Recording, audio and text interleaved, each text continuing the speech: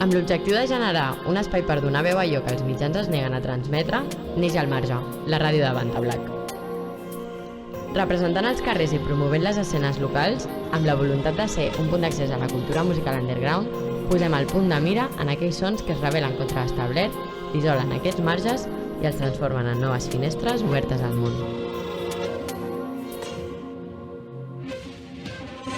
Bé, bona tarda a tots i totes. Benvingudes una vegada més al Marge, al podcast de Vanta Black. No volem començar mai sense donar les gràcies a tot l'equip de Vanta Black, a les càmeres, al so, i sense saludar, com sempre, al Tito. Bona tarda, Tito. Bona tarda. Com estàs? Pues jugamos en casa, molt feliç. Jugamos en casa avui. Avui estem realment contents perquè sense cap mena de dubte avui és un programa especial. Avui no gravem on sempre, avui tenim la sort, el privilegi d'haver portat els micros fins al Casal de Joves de la Prosperitat per formar part d'aquesta festa de tornada de Ràdio Línia 4.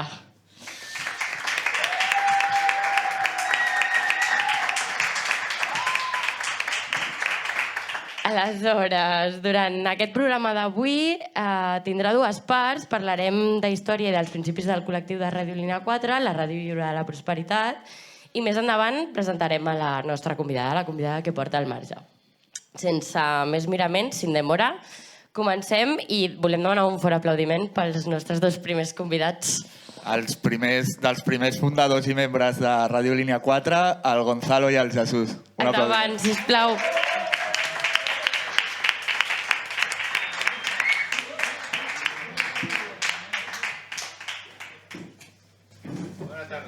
Bona tarda. Bona tarda. I la xuleta? Aquí. Moltes gràcies. Poseu-vos còmodes. Hola. Hola, bona tarda, com esteu? Contents? Jo content, molt content. Sí, acomodeu-vos. Moltes gràcies. Digues. Bueno, una mica el motiu d'avui d'estar aquí és de celebrar que Ràdio Línia 4 porta més de 30 i 35 anys en viu i una mica el que volíem és que ens expliquéssiu com va ser el moviment cultural i contracultural durant els anys 80. Sabem que tu, Gonzalo, amb més gent estàs escrivint un llibre sobre la música i els joves a la prosperitat i també us centreu molt amb els anys 80. Com va ser aquest caldo de cultiu quan veu entrar a la ràdio, els col·lectius que hi havia a la Prospe? El començament de tot això és l'any 82, que va venir gent d'Horta, que havia muntat Ràdio Ibiza, si no recordo malament el nom, i que van tenir problemes amb l'associació de veïns en aquest moment per l'espai que no van decidir no deixar-ho. És important saber que en aquell moment estava el tema de les ràdios lliures i la llibertat d'expressió. El 82, Tela Marinera, una època convulsa, evidentment. I les despatxen d'Horta i van buscar primer van anar a l'Ateneu Popular de Nou Barris buscant un espai per fer la ràdio lliure en aquest moment, que era una cosa important, un moviment important en la ciutat de Barcelona i tot l'estat. A l'Ateneu no van trobar el que volien i van aparèixer a l'Associació de Veïns de Prosperitat l'any 82. Això ho sé perquè vaig acabar la mili, a partir d'aquí és una merda de data que queda al cap. I van venir i a Prosperitat li van dir que sí. Tenien un espai molt cutre, una escala que no funcionava, i a partir d'aquí van arribar al barri, encantats, l'associació de veïns no sabien el que era això, i hi era gent que no coneixia el barri, però tenien la idea de que per fer ràdio amb la gent tenien de sortir al carrer. ¿Qué bares? Hay gente joven. Aquí, aquí, aquí. I van sortir al carrer i van muntar Ràdio Línia 4 i va tenir Ràdio Farigola, perdó, i van tenir una acceptació brutal i se'ls va incorporar gent. I després ja, als anys, no massa, va desaparèixer la ràdio Farigola, i va aparèixer al Casal de Joves, per fi al carrer Joaquim Valls, i a partir d'aquí tenien l'espai 4 plantes, 5 plantes, si no recordo malament, al carrer Joaquim Valls, i la possibilitat del terrat i muntar una antena i continuar la història de la ràdio. I tu, Jesús, vas arribar allà, com era l'ambient de... Mira, ens posem en situació. Estem parlant de l'any 88. Jo tenia 15 anys anava amb els amics del col·le a fer una passejada i veig un paper a la paret que posa ¿Quieres hacer radio? I ho comentem entre els amics. I no, tio, que no. I jo, doncs jo sí, jo vull fer ràdio. I vaig anar al casal i bueno, tot d'una em deien no, tio, però com et ficaràs aquí? Però tu saps quines pintes hi ha? Estem parlant de les tribus urbanes. Heavies y punkis, sobre Heavies, todo. punkis, rockers... El hijo no deseado, digamos. Un núvol que de fet, els pares dels amics i tal deien però com us fiqueu? Allà no entreu, No entreu, i que no, de veritat, allà no entreu. I jo vaig comentar a casa i em diuen si a tu t'agrada, però anar a fer ràdio tampoc. Endavant. I endavant. I aleshores m'hi vaig presentar allà i s'havia de presentar una maqueta en cinta de casset i ens van dir, bueno, ho podeu gravar com vulgueu, com pugueu, al radiocasset de casa, allà on sigui. I vaig gravar una cinta presentant com podia, tal, no sé què.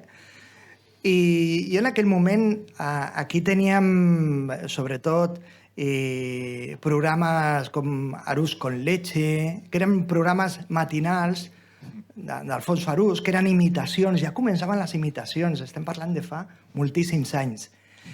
I aleshores jo vaig començar un programa d'humor, es deia El Gallinero, i decía, en directo y sin dinero en el programa El Gallinero. I a partir d'aquí vaig començar... Clar, en allà hi havia programes de tot tipus, però n'hi havia, doncs, música de... Bueno, Escorbuto, Cicatriz, La Polla Records... De fet, expliqueu-nos una mica sobre el que heu comentat de tribus urbanes i la música que hi havia aquí. De fet, es va fer un reportatge als 30 minuts de Més tribus que mai que parlaven del heavy metal i es veia molt l'enllaç també del bar Canasto, que era com el punt de trobada de la joventut, i que tu, Gonzalo, sempre dius que per tu no hi havia massa diferència entre casals de joves i Canasto, que al final tots els col·lectius... No, porque sí, exacte, i un parell de llocs de bars o d'espais més d'aquí del barri. Gràcies a la Ràdio Farigola em van conèixer moltíssima gent. Jo era de l'associació de veïns, a pesar de tenir 22 anys, jo clar, era jove i estava amb ells, gent que era molt més gran que jo.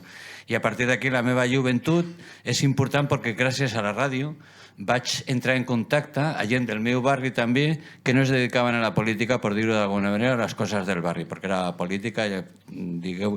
I a partir d'aquí la música, que és una cosa que a mi m'agrada personalment molt, va entrar i la meva joventut es va formar aquí. I el Canastos i el Max Bar i la bodegueta de Joaquim Valls era l'espai on es juntava tota aquesta gent i després van sortir, ja parlarem suposo, de l'Oruga, del Solo para Locos, dels Francins, que tenen molta relació amb el rock and roll i la història punk, etc. I el Canastos, en definitiva, va ser una cosa tan important com el Casal de Joves en un lloc de trobada. Parlem de l'any 80, ara ja parlem de l'any 85 aproximadament, que fa molt de temps, com diu ell. I a partir d'aquí ja tenia el caldo de cultivo, per dir-ho d'alguna manera, de moltíssima gent jove que els interessava, i la ràdio és una cosa molt atractiva. Clar, o sigui, però què passava realment als 80 al barri? Perquè hi ha com tota una sensació de que de sobte es comencen a produir moltes coses, o sigui, teles, revistes, ràdio, aquestes tribus urbanes. Això va propiciar fundamentalment, penso, el Casal de Joves. El Casal de Joves és quan es va muntar... Aquí tinc les dades aproximades, échale en el 84 per no comprovar-ho exactament, però ja tenien un espai de 5 plantes que al barri no n'hi havia. El casal de barri no existia en aquest moment. Existia el casal de joves. I a partir del casal de joves, la gent que treballava al casal de joves, el Quico i el Jordi Reinés, eren dues persones que van propiciar i van sortir també al carrer, igual que ho va fer Ràdio Farigola en el moment, a buscar la gent per omplir el casal de joves. A partir d'aquí... De fet, imagineu com era el casal de joves dels anys 80 i pocs, quan va començar, era la Rue del Percebe. Si heu vist els dibuixos, de veritat, hi havia una planta, ara no recordaré tot, però en allà hi havia grups de música que assajaven a la planta baixa. A la part interior que quedava entre l'ascensor i l'edifici hi havia un rocòdrom i podies veure gent escalant. En una primera planta hi havia ceràmica. al costat hi havia un laboratori fotogràfic, però és que hi havia una altra planta que hi havia un bar. La quarta. Sí. Anaves... Estem aquí. A la quarta, efectivament. I hi havia els grups de guitarra. Començava els jocs de rol. El primer grup de Napalm Master, Que no que es deia. dormien a la nit, estaven tota la nit. Sí, sí. Però anaves pujant, hi havia la televisió, que ja començava un embrió de la televisió de Nou Barris, I, bueno, expliqueu-nos aquest fet també de que... i Ràdio Línia 4. Quan TV3 portava 3 anys, no existia BTV, no existien les teles privades, aquí de sobte a les festes del barri no només teniu una ràdio lliure, sinó creeu una tele lliure pinxant la senyal de la 2. Exactament. Això va ser una vegada més, igual que va venir gent a fer ràdio d'Horta, buscant un espai. N'hi havia... les associacions de veïns estaven i estan molt interrelacionades aquí en els barris. Hi va haver una gent que treballava, hòstia, no me'n recordo el nom exactament, però és igual, un senyor que era professional de la TV3, que estava a Torrelloveta. I al seu barri no aconseguia fer el que li agradaria fer. Llavors, com ens coneixien a partir de la coordinadora de les associacions de veïns, va venir a Prosperitat y va a decir, vosotros tenéis la fuerza y tenéis y la gente la posibilidad, ¿por qué no montamos una una televisión para las fiestas? Y va a ser aquest senyor el que va, amb col·laboració amb l'Associació de Veïns i el Casal de Joves molt important, perquè el Casal de Joves sempre ha sigut la mà d'obra, en el sentit de que n'hi ha molta gent, no? I l'entusiasme va ser important i per això va sortir la televisió, que es va projectar, no os acordáis, pero la TV2 a las 12 de la noche, había 2 cadenas, etcétera, a las 12 de la noche cerraban la emisión y a dormir, que era cojonudo, y no como ahora que estás toda la noche. Entonces, a partir de aquí podías enchufar tu televisión y ver, en tu caso, en este caso, las fiestas del barrio. Va ser una cosa maravillosa. Sí, de fet, va ser l'embrió de moltíssims projectes i de moltíssims professionals que a dia d'avui són molt coneguts, però acabant aquest recorregut molt ràpid, hi havia els que feien fanzines, el Solo para Locos, I la Oruga. I la Oruga. la Oruga, i, bueno, i dibuixants que passaven per allà com Azagra, com moltíssims, que d'alguna forma, vull dir, quan jo vaig començar amb 15 anys, tenies tota la gent per entrevistar allà. Vull dir, és que no t'havies de moure, podies agafar el que estava fent escalada, el que estava assajant li podies fer el concert en directe. Llançaves un cable i ja tenies connexió en directe amb el que tocava. I començava també l'embrió del que després va ser Pallassos sense fronteres, amb desastrosos circus, amb la qual cosa era una efervescència, és com si tinguéssim les hormones dels 15 anys. Bueno, i al final també és la crear mitjans alternatius i tot era sobre sortir-ho de la dictadura, pues, llibertat d'expressió i crear un altre relat molt més des del barri i des de la contracultura. I es funcionava amb assemblees, si no recordo malament, els dimecres, que eren assemblees de més de 100 persones allà, on ens criticàvem els programes. S'agafava una cinta de tant en tant, es posava allà, tothom en silenci. ¿Qué? Bueno, no sé, yo es que no escucho, no... Un dels problemes a lo millor de la ràdio és que com què es pot fer i què no es pot fer. Propaganda, no propaganda. Música comercial, música no comercial. I més els anys que eren. Al 86, lo de la tele Próspero, lo he vist al 86. Hi havia qui posava la cançó, però després posava una altra, i no parlava. Aleshores deia, home, però és que me mola, esta música me mola. Dic, ja, però per això ho escoltes a casa, estàs en una ràdio. I de mica en mica ens anaven guiant una miqueta tots, i entre tots anàvem aprenent. Jo com a mínim ho vaig veure així. I quan vaig arribar a la facultat a fer periodisme, vaig trobar que, ostres, tot el que m'estaven explicant a la teoria ja ho havia vist a la pràctica, amb gravacions, amb cintes, amb comentaris d'aquests, no? I que a nivell musical, veient les festes de Ràdio Línia 4 on hi ha com arxiu en vídeo, es pot veure que hi havia... Vale, sí, era un barri més de heavy punk, però és que també es tocava pues, guitarra clàssica o també hip-hop de sota dels 90, es feia com cada moviment nou underground com podia entrar a la ràdio, no? Un grup de rock, només dones, Sí. Dracs Bruts, estem parlant de l'any 80 i pico. Sí. Vull dir, ho poses en el context d'aquella època, I era... Lo que tenien clar en aquest moment, o tenien clar la gent que va muntar Radio Línia 4, és que no podia ser, a lo millor, tal vez, lo que va ser Radio Farigola, que era molt Político. sí, político contracultural, absolutamente. N'hi ha molta més gent al barri que fa altres coses i que té interessos que no únicament és aquesta part, no? I a partir d'aquí, Ràdio Línia 4 el que va intentar, en diferència de Ràdio Farigola, segurament, és intentar obrir que cadascú fessi el que vulgui. Una altra cosa és com ho fessi. Si no és interessant i no és no sé què, i això ho decidien a l'assemblea. Si tu vols posar rumba o el que te'n doni la gana, però té de tenir un... perquè n'hi havia molta demanda. A partir d'aquí... I comentàveu Escorbut o grups així de punk. Clar, perquè veu fer escola, però veu fer coses molt rellevants al moment. O sigui, veu portar gent molt important en aquell moment. Sí. Sí, però això... Sí. Sí, és molt important lo de la Polla Records. Aquí no es coneixia la Polla Records quan va arribar. Això estem parlant de l'any 85 aproximadament. Això va ser la gent a partir de Ràdio Farigola precisament que van sortir al carrer buscant la gent que eren heavies, tot això, aquestes coses. Hòstia, el punk en aquell moment el punk va néixer el 78 a Londres o el que sigui, però aquí va arribar tard. I la Polla Records en aquell moment no es coneixia. Havien tocat una vegada a Celeste. I gent d'aquí de l'Oruga dice, hòstia, com havia la molt bona connexió a la comissió de festes, això és molt important, la comissió de festes és molt important, que era normalment l'associació de veïns i més gent, va incorporar gent. ¿Y si traemos a la Polla Records, por ejemplo? ¿No? Això no és una plaça, això és el camp de futbol, això és cobrar perquè hay que pagar un so, etc. Era un pas molt important. Sí, i es funcionava amb comissions i, per exemple, clar, d'aquí va sortir la moguda aquella, per exemple, de Rock Nou Barris. També.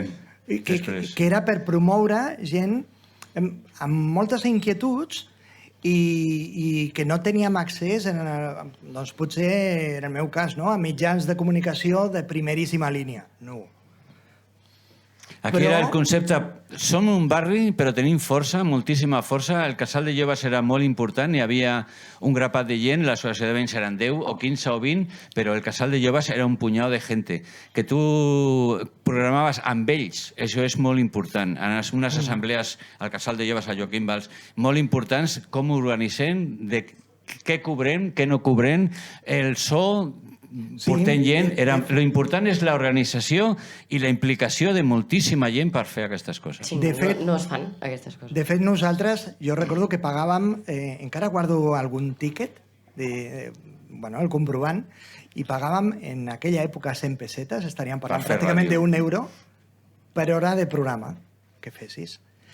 I això era, entre altres coses, entre el que es treia de vendre samarretes o concerts, xapes o el que fos, sobretot per tenir, per les despeses, diguem, de manteniment, per poder comprar un altre,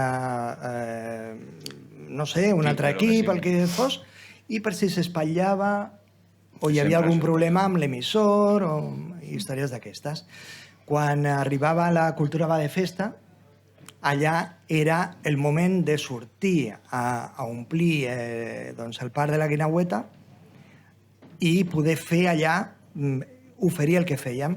Aleshores, muntàvem allà l'estudi de ràdio, com que no ho podíem fer en directe, jo recordo, hi havia un que anava amb una moto i gravàvem una hora, aquest anava ràpidament i aleshores emetien en semidirecte, no? Una hora de delay, no?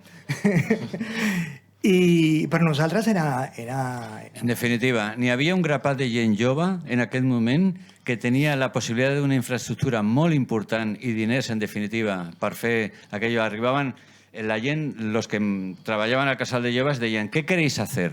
I a partir d'aquell, la gent deia, volem fer això, i a partir d'aquí es ficaven. En un moment l'Ajuntament va voler fer fora els dinamitzadors del casal. Sí, perquè, clar, en aquella època, és que és molt més llarg, no? Però en definitiva sí, diguem-ne que sí. Estaven contractats per una empresa, eren gent ja molt reconeguda, que els coneixeu, el Quico i el Jordi Reiner sobretot, que estaven molt connectats en tot el que hem dit abans en el barri. I a partir d'aquí l'Ajuntament, igual que ara, sempre volia fer el tipus de cultura que li agradava a ell i això sortia perquè que la gent faci el que... Jo penso, que la gent faci el que vulgui, com vulgui, i en diners públics, que no sempre, perquè els diners públics era feina. A lo millor la subvenció no sé de quants diners són, però sobre la feina no s'ha comptabilitzat mai de la vida. I era moltíssima gent. I a partir d'aquí sortia de la dinàmica de cultura que volia fer l'Ajuntament, perquè era alternativa, evidentment era alternativa,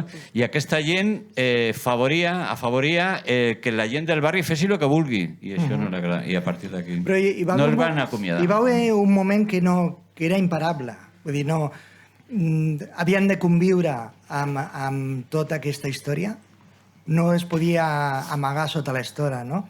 De fet, jo recordo la primera vegada que vaig anar a una roda de premsa, potser tenia 17 anys, em vaig plantar i em vaig acreditar al districte pels concerts que feien a la plaça Sóller, que eren els de primeríssima línia en aquell moment. Van començar a portar Loquillo, Gabinete Caligari, Mecano... Radio Futura, si no recordo mal. Van venir els top en aquell moment, Luz Casal, l'Orquestra Mondragón. Aleshores, jo me'n recordo que vaig anar allà i hi havia els mitjans convencionals i un nano amb una gravadora que viene de Radio Línea 4. I em van deixar passar allà i, bueno, i a partir d'aquí, clar, vam començar a perdre la por. Jo recordo que hi havia un d'allà de la ràdio que se'n va anar i va entrevistar a Rosendo i va venir allà amb la cinta. Diu, que tenim una entrevista amb Rosendo, tio. I, bueno, no sé. És que sonen noms realment, o sigui, per l'època realment rellevants i importants. Clar, i gent... o que potser després han sigut rellevants, com els deies de Polla Records i tal. Sí, però una cosa és que aquí van tenir una baralla, que això no entra avui, però aquí les festes del barri, clar, aquí les festes del barri les muntaven al barri, la gent del barri, diguem.